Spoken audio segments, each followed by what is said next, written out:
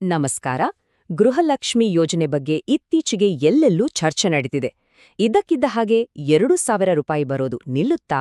ಏನಿದು ಹೊಸ ಬದಲಾವಣೆ? ಈ ಎಲ್ಲ ಗೊಂದಲಗಳಿಗೆ ಉತ್ತರ ಎಲ್ಲಿದೆ? ಬನ್ನಿ ಇದರ ಬಗ್ಗೆ ಪೂರ್ತಿಯಾಗಿ ವಿವರವಾಗಿ ತಿಳಿದುಕೊಳ್ಳೋಣ. ಎಲ್ಲರ ಮನಸ್ಸಲ್ಲೂ ಇರೋ ಮೊದಲನೇ ಪ್ರಶ್ನೆನೇ ಇದು. ಅಯ್ಯೋ, ಇನ್ನು ಮುಂದೆ 2,000 ರೂಪಾಯಿ ಬರೋದಿಲ್ವಾ ಅಂತ ಒಂದು ಆತಂಕ. ಆದ್ರೆ ಇಲ್ಲ, ಆತಂಕ ಪಡೋ ಅಗತ್ಯವಿಲ್ಲ. ಹಣ ಕಡಿತ ಆಗ್ತಾ ಇಲ್ಲ. ಆದ್ರೆ ಅದನ್ನ ಪಡೆಯೋ ರೀತಿಯಲ್ಲಿ ಒಂದು ದೊಡ್ಡ ಬದಲಾವಣೆ ಆಗಿದೆ. ಏನದು ಬದಲಾವಣೆ? ಬನ್ನಿ ಈಗ ನೋಡೋಣ. ಈ ಇಡೀ ಬದಲಾವಣೆಯ ಕೇಂದ್ರ ಬಿಂದುವೇ ಈ ಹೊಸ ನಿಯಮ. ಅಂದ್ರೆ ಬರುವ ಹಣವನ್ನು ಈಗ 2 ಭಾಗಗಳಾಗಿ ವಿಂಗಡಣಿಸಲಾಗಿದೆ. ಏನಿದು 1,800 ಪ್ಲಸ್ 200 ಲೆಕ್ಕ? ಬನ್ನಿ ಇದನ್ನ ಸರಿಯಾಗಿ ನೀಟಾಗಿ ಅರ್ಥ ಮಾಡ್ಕೊಳ್ಳೋಣ. ಇಲ್ಲಿವರೆಗೂ ಹೇಗಿತ್ತು ಅಂದ್ರೆ, ಗೃಹಲಕ್ಷ್ಮಿ ಯೋಜನೆಯ ಅಡಿಯಲ್ಲಿ ಪ್ರತಿ ತಿಂಗಳು ಮನೆಯ ಯಜಮಾನಿಯ ಬ್ಯಾಂಕ್ ಖಾತೆಗೆ ನೇರವಾಗಿ 2,000 ರೂಪಾಯಿ ಜಮಾ ಆಗ್ತಿತ್ತು. ಇದು ಕೋಟ್ಯಾಂತರ ಕುಟುಂಬಗಳಿಗೆ ಒಂದು ದೊಡ್ಡ ಆರ್ಥಿಕ ಆಧಾರವಾಗಿತ್ತು ಅಲ್ವಾ? ಈಗ ಹೊಸ ನಿಯಮದ ಪ್ರಕಾರ ಪ್ರತಿ ತಿಂಗಳು ಕೈಗೆ ನೇರವಾಗಿ ಸಿಗೋದು 1,800 ರೂಪಾಯಿ ಮಾತ್ರ. ಹಾಗಾದ್ರೆ ಉಳಿದ 200 ರೂಪಾಯಿ ಎಲ್ಲಿಗೋಗುತ್ತೆ? ಅದು ಎಲ್ಲೂ ಹೋಗಲ್ಲ, ನಷ್ಟ ಅಂತೂ ಆಗೋದಿಲ್ಲ. ಬದ್ಲಾಗಿ ಒಂದು ಹೊಸ ಉಳಿತಾಯ ಸಂಘದಲ್ಲಿ ಫಲಾನುಭವಿಯ ಹೆಸರಿನಲ್ಲೇ ಅದು ಜಮಾ ಆಗ್ತಾ ಹೋಗುತ್ತೆ. ಇಲ್ಲಿ ಒಂದು ತುಂಬಾನೇ ಮುಖ್ಯವಾದ ಅಂಶ ಇದೆ. ಆ 200 ರೂಪಾಯಿ ಇದೆಯಲ್ಲ, ಅದು ಷೇರು ಬಂಡವಾಳ ಆಗತ್ತೆ. ಅಂದ್ರೇನು? ಆ ಸಹಕಾರ ಸಂಘದ ಕೇವಲ ಸದಸ್ಯರಲ್ಲ, ಒಬ್ಬ ಪಾಲುದಾರರಾಗ್ತಾರೆ. ಇದು ಭವಿಷ್ಯದ ಆರ್ಥಿಕ ಭದ್ರತೆಗೆ ಹಾಕೋ ಒಂದು ಬುನಾದಿ ಇದ್ದಾಗೆ.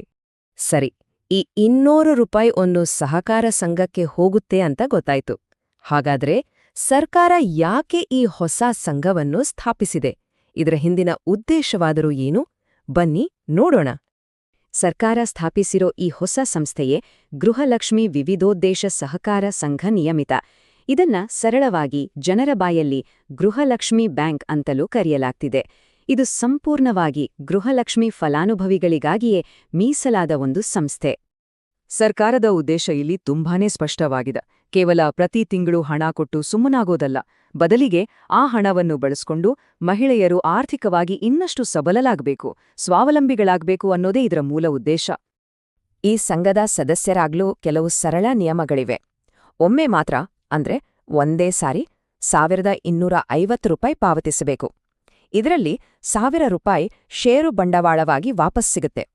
ಆಮೇಲೆ ಪ್ರತಿ ತಿಂಗಳು 200 ರೂಪಾಯಿ ಉಳಿತಾಯ ಮಾಡಬೇಕು. ಅದನ್ನೇ ಗೃಹಲಕ್ಷ್ಮಿ ಹಣದಿಂದಾನೇ ಕಡಿತ ಮಾಡ್ಲಾಗತ್ತೆ. ಈ ಇಡೀ ಯೋಜನೆಯ ಅತಿದೊಡ್ಡ ಆಕರ್ಷಣೆ ಮತ್ತು ಪ್ರಯೋಜನ ಅಂದ್ರೆ ಇದೆ.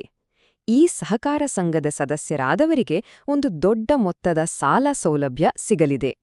ಹೌದು, ನೀವು ಕೇಳಿದ್ದು ಸರಿ. ಈ ಸಂಘದ ಅರ್ಹ ಸದಸ್ಯರು ಗರಿಷ್ಠ 3 ಲಕ್ಷ ರೂಪಾಯಿವರೆಗೆ ವೈಯಕ್ತಿಕ ಸಾಲವನ್ನು ಪಡೆಯಬಹುದು. ಇದು ಮಹಿಳೆಯರು ತಮ್ಮದೇ ಆದ ಉದ್ಯಮವನ್ನು ಶುರು ಮಾಡೋಕ್ಕೆ ಒಂದು ಅದ್ಭುತ ಅವಕಾಶವನ್ನೇ ಸೃಷ್ಟಿಸುತ್ತೆ. ಈ ಸಾಲದ ಡೀಟೇಲ್ಸ್ ನೋಡಿದ್ರೆ ನಿಜಕ್ಕೂ ತುಂಬಾ ಆಕರ್ಷಕವಾಗಿದೆ.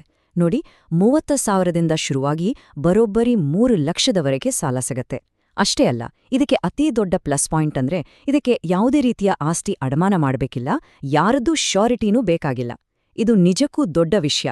ಬಡ್ಡಿದರ ಕೂಡ ಬೇರೆ ಬ್ಯಾಂಕ್ಗಳಿಗೆ ಹೋಲಿಸಿದ್ರೆ ತುಂಬಾನೇ ಕಡಿಮೆ, ವಾರ್ಷಿಕವಾಗಿ ಸುಮಾರು 7ರಿಂದ 9% ಇರಬಹುದು ಅಂತ ಅಂದಾಜಿಸಲಾಗಿದೆ. ಈ ಸಾಲದ ಹಣವನ್ನು ಯಾವುದಕ್ಕೆ ಬೇಕಾದರೂ ಬಳಸಬಹುದಾ? ಇಲ್ಲ. ಇದನ್ನ ಸಣ್ಣ ವ್ಯಾಪಾರ, ಕೃಷಿ, ಹೈನುಗಾರಿಕೆ, ಮಕ್ಕಳ ಶಿಕ್ಷಣ ಅಥವಾ ವಾಹನ ಖರೀದಿಯಂತಹ ಉದ್ದೇಶಗಳಿಗೆ ಬಳಸಬಹುದು. ಇದರ ಅರ್ಥ, ಸರ್ಕಾರವು ಮಹಿಳೆಯರು ಕೇವಲ ಗೃಹಿಣಿಯರಾಗಿ ಉಳಿಯದೆ ಉದ್ಯಮಿಗಳಾಗಲು ಪ್ರೋತ್ಸಾಹ ಕೊಡುತ್ತಿದೆ. ಸರಿ, ಈ ಎಲ್ಲ ಬದಲಾವಣೆಗಳನ್ನು ನೋಡಿದ ಮೇಲೆ ಒಂದು ಪ್ರಶ್ನೆ ಮೂಡುತ್ತೆ.